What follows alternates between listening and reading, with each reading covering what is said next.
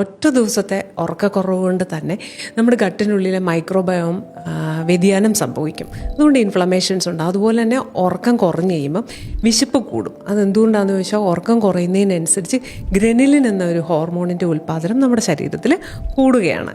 അതുപോലെ തന്നെ ലെപ്റ്റിൻ നമ്മുടെ ശരീരത്തെ വിശപ്പ് കുറച്ച് അല്ലെങ്കിൽ ക്രേവിങ്സ് ഒക്കെ കുറച്ച് നമ്മുടെ ശരീരത്തെ ഒരു എനർജി മിതവ്യയത്തിലൊക്കെ വയ്ക്കുന്ന ആ ലെപ്റ്റിൻ്റെ അളവ് കുറഞ്ഞു പോകും. സ്ലീപ്പ് റെഗുലേറ്റ് ആയാൽ മാത്രമാണ് നമ്മുടെ ശരീരത്തിലെ സെറട്ടോണിൻ പോലുള്ള ന്യൂറോ ട്രാൻസ്മിറ്ററുകൾ വർക്ക് ചെയ്യുന്നത്. ഇവയൊക്കെയാണ് നമ്മളെ എവേക്ക് ആയിരിക്കാൻ ഹെൽപ്പ് ചെയ്യുന്നത്.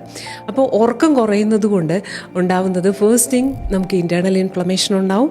അതുപോലെ ബ്രെയിൻ ഫോഗിങ്, പിന്നെ റെസ്റ്റ്ലെസ് ലെഗ് സിൻഡ്രം പോലെ കാലുകളൊക്കെ അടങ്ങിയിരിക്കാനുള്ള ബുദ്ധിമുട്ടുകൾ ഒക്കെ ഉണ്ടാകും.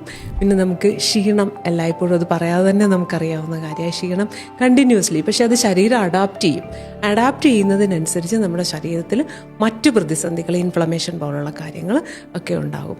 ഈ ഒരു ചലഞ്ചിനെ, എനർജി ലോസിനെ മറികടക്കാൻ വേണ്ടി ശരീരം എന്ത് ചെയ്യുമെന്ന് ചോദിച്ചാൽ സ്വീറ്റ് ക്രേവിങ്സിനെ കൂട്ടിത്തരും.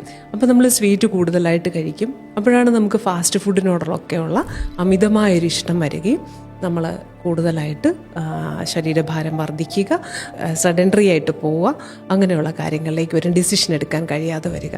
അപ്പോൾ സ്ലീപ്പ് വളരെ അത്യാവശ്യമാണ്. 7 മണിക്കൂർ മുതൽ 8 മണിക്കൂർ വരെയുള്ള സ്ലീപ്പാണ് ഏറ്റവും ഉചിതമായിട്ട് വേണ്ടത്.